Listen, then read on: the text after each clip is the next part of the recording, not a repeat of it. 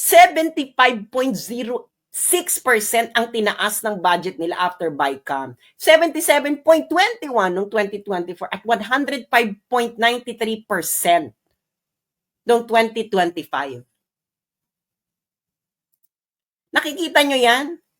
Ang pinasa ninyo, 16 noong 2023, ang pinasa ninyo sa harapan ng taong bayan, 15.97 billion. After ng BICAM, naging 28.01 billion. Noong 2024, 16.17 billion ang pinasa nila sa harapan ng taong bayan. Pagkatapos ng napaka-secret na BICAM, naging 28.69 billion. Noong 16.34, noong 2025, ngayong year, 16.34 lang ang pinasa ninyo sa harapan ng taong bayan.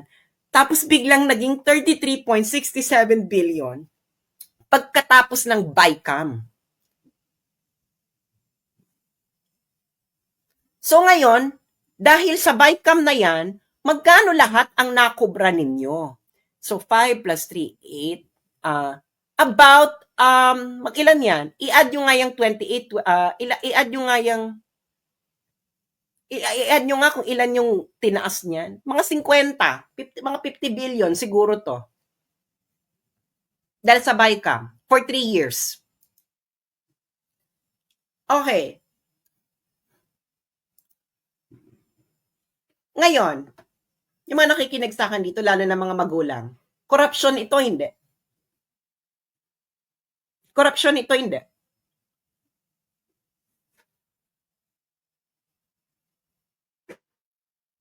Corruption, hindi. Oh, kailangan nyo ng documents, di ba? Kayo nasa House of Representatives. Kayo ang magpaliwanag sa taong bayan. Bakit ninyo inawardan ang mga sarili ninyo ng multi-billion na pera ng taong bayan during BICAM?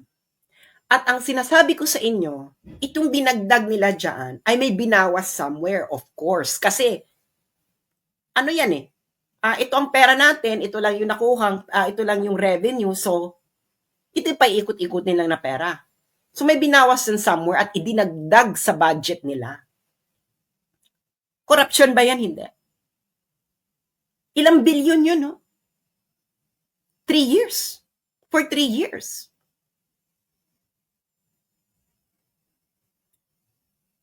Sabihin, panoorin nyo to uli at sabihin nyo to sa mga anak ninyo.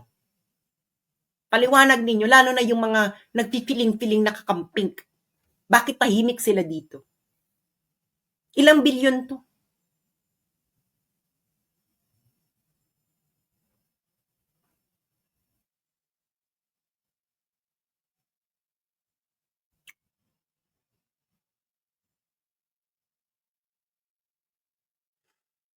Diba? Yung mga protector of the people. I-discuss nyo to sa mga anak ninyo. Private lang naman. Sabihin nyo sa mga anak ninyo kung tama ako, mali na ito ay malawakang korupsyon na bonggang-bongga, super bongga na ikababaon na ng Pilipinas. And remember, itong perang ito, hindi ito inutang ha. Hindi ito inutang. Ito talaga yung tax. Kasi, yung unprogrammed fund, yun ang uutangin. O yung iba. Kasi ito, diretso na to sa kanila. Hindi yan inutang. That is your taxes. Yun na yun. Yung utangin na lang nila yung mga pang-infra, ganyan. Pero yan, hindi yan utang.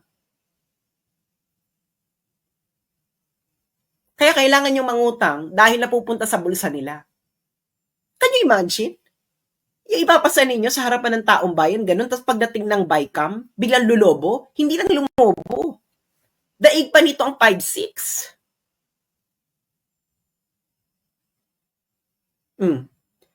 Alam nyo na ngayon, hindi ba? Kung ano ang pagka-connect-connect ng mga pangyayari. Hindi ba? Ngayon, china-challenge ko si NBI Director, kung talagang makabayan ka, dapat itong imbestigahan mo. Dahil pasok naman ito eh. Dahil ano to, krimen to eh. Pera ng taong bayan ito. Corruption is a national security issue. Dalawang bansa na ang nagsasabi niyan. Sa US, they consider corruption as a national security threat. Dito sa China, ganun din. They consider corruption as a national security threat. Kayo, ayaw ninyo i-consider na national security threat ang corruption. Bakit? Dahil yung mga dapat mag-decide na kung ano ang national security threat, sila ang gumagawa ng national security threat na yun. So, nagbobolahan lang tayo, di ba? Nakita nyo na yung nangyari sa Ukraine. Yung blogger, dahil hindi siya aligned sa foreign policy ng Ukrainian government at ine-expose niya ang corruption ng Ukrainian government. Anong ginawa sa kanya? Yung Ukrainian blogger, class, ito ng pop quiz. Anong ginawa dun sa Ukrainian blogger na hindi aligned sa foreign policy ng Ukrainian government at the same time ine-expose niya ang corruption ng Ukrainian government? Anong ginawa sa kanya ng Ukrainian government? So, naiintindihan nyo na. Sana naiintindihan nyo yung mga nangyayari. Kasi, repeat after me. Iba ang dilat sa mulat. Again, iba ang mulat sa dilat. Mamili ka. Okay? Mamili ka, bayan. Maging mulat o maging dilat lang. Yan, ganyan din sa protector of the people. Dilat ka ba or mulat? Hindi ba? Hindi siya chinugi. Ito naman, at ako marami kayong marami kayong late. Late kasi kayo. Ito nga yung nangyari sa Ukrainian blogger. Okay? Ito yung Ukrainian blogger. Si Anatoly Shary. Inakusahan siya ng treason. Tinawag siyang peddling Kremlin propaganda. Pinagtulungan si Anatoly Shary pinagtulong-tulungan siya ng Ukrainian media and politician. Tinawag siyang peddling pro-Kremlin narratives to his large online following. Kasi sa Ukraine po, ang may-ari po ng mga media sa Ukraine ay mga oligarchs. Mga nagpopondo ng mga politician sa Ukraine. Okay? Kita mo, Shary, once known for his investigation into alleged corruption in Ukraine's government, has been widely accused by Ukrainian media and politicians of peddling pro-Kremlin narratives to his large online following. Kasi nga, against siya sa foreign policy ng gobyerno, ini-expose din niya yung corruption sa Ukrainian government. So, anong ginawa sa kanya ng oligarch-owned corporate media ng Ukraine at ng mga politicians? Same thing na ginagawa ngayon ng corporate media, oligarch-owned media sa Pilipinas at ng mga politicians na nagbibigay sila ng Andalusia. Huwag na tayo magbulahan. Ganun lang kasimple yon. Pero, dito, hindi natimbog ba ng Ukraine yung blogger na yan? Hindi. Bakit hindi? Kasi nga malinaw na malinaw pa sintamis ng wine, sintatag ng sunshine. Charot. Okay, ganun din ang ginawa. Ginamit din ng Interpol, ganyan, etc. Kaya nga sinasabi ko sa inyo, same. Ang Ukraine po at Pilipinas, pareho po to ng level ng corruption. Pareho siya ng level ng corruption. Pareho din po yung mga media niya ay oligarch-owned. Pareho din po yung mga media ay nalalagyan ng politiko. At yung mga politiko din, ganun din. Pag na-expose yung corruption nila, gagamitin nila yung mainstream media para yung mga independent na bloggers na hindi naka-attach sa mainstream media ay tawagin nilang fake news peddler. Ganun lang po ang katotohanan doon. Hindi ba? Yung sinabi ko ba ngayong information sa inyo ay ibinalita ba ito ng mainstream media? Yes or no? Yes or no? Yung binigay ko ba sa inyong information ngayon ay narinig ninyo at napanood sa mainstream media? Yes or no? No. Ilang bilyon yon, hindi ba? Ilang bilyon yon. Magtanong-tanong na kayo, bakit hindi ito gustong i-cover ng corporate media, ABS-CBN, GMA, News 5, Inquirer, Rappler. Why? Hindi ba isa itong iskandalo na bonggang-bongga, super bongga? Tahimik, hindi ba?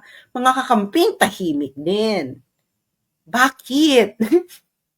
Ilang bilyon to? Ding, ding, ding, ding, ding. We're not talking about 50 million. We're not talking about 100 million. We're not talking about 500 million. We are talking about 50 billion in 3 years. At kitang-kita yung paper trail. Hindi ba? So, at yun ay sa budget pa lang ng mga opisina ng congressman. Hindi pa po doon kasama ang AIX, ang tupad, 4Ps, at kung ano-ano pang ginagawa ng mga congressman na pinamimigay-migay. So, ang corruption po, in the past 3 years, ay hindi na po ito normal na corruption. Ang tawag po dito ay institutionalized ano na to, mafia level na po ito. Okay, mafia level.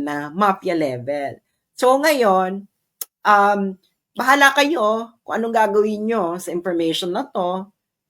Pinakita ko sa inyo ang source mismo ng mga dokumento, DBM at Senate. Diba? Grabe katakaw. Ito yung walang kaibang katakawan, hindi ba? Daig ang 5-6. Again, yung pinakita ko, budget pa lang yun ng opisina. Wala pa doon ang AIX, tupad. Ano pa ba yung isa? AIX, tupad, at yung iba't iba pa nila mga ginagawang ayuda. So, good luck po sa inyo. Kung gusto nyo lang maging dilat, ayaw nyo din maging mulat, bahala kayo, nagtatrabaho kayo para ilagay sa bulsa ng mga iyan. At hindi lang ito normal na korupsyon, ha? Ito ay Diyos mio Santissima Trinidad. Busog na busog na busog na busog sa lusog. Ganon. You decide whether you're going to stay just dilat or you're going to be mulat. Hindi ba? Yun lamang po. Maraming salamat po sa inyo. At sana huwag nyo lang ito ituring entertainment dahil kinabukasan po ng mga anak nyo nakasalalay dito at ng susunod na henerasyon. Bahala kayo kung ayaw nyong gawin ang mga dapat ninyong gawin, ayaw nyong pag-usapan ito, kung ayaw nyong magising. Para na lamang kayong, parang feudal times na kayo ay nagtatrabaho, magbibigay kayo ng taxes para may pangpaligaya si Lord. yung mga landlord, which is what's going on. But if you still don't want to wake up to the reality, keep on dreaming, keep on being entertained, and maybe one day you'll wake up just like Ukraine. Thank you so much, and sana ay namnamin ninyo ang ating mga pinag-usapan dito because behind the jokes and the way I delivered it is a truth that must not be stopped being spoken. Maraming salamat po at magandang tanghali.